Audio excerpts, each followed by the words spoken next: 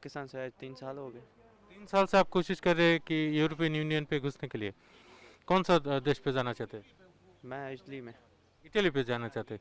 और आप पाकिस्तान से क्यों आया था? रोज़गार कमाने के लिए। मतलब कोई पॉलिटिकल प्रॉब्लम नहीं था पाकिस्तान पे आपको, और कोई प्रॉब्लम नहीं था? पाकिस्तान में सारी प्रॉब्लम है, अब सब पाकिस्तान से इतनी दूर आए हैं तो रोज़गार कमाने के लिए आए हुए हैं। इधर क्यों बैठे हैं? अभी कैंप के अंदर जाने के लिए, दवाई वगैरह कुछ लेने के लिए, लेकिन वो भी जो है कह रहे हैं कि आपकी जो पेन है वो भी थोड़ी है, इतनी ज़्यादा नहीं है कि आप अंदर जा सको। ये थोड़ी पेन जो है वो कैसे हुआ? वो क्रोएशिया वालों ने डिपोर्ट करते वक्त सबको मारा। सबको मारा? मतलब इधर जितना लोग हैं सबको मारा? सबको मारा, 2 घंटा लटा के मारा, बंदों को लटा के फिर उसके ऊपर और बंदों को लटा के सबको पैरों पे मारा, किसी को सर पे मारा, मेरे सर के ऊपर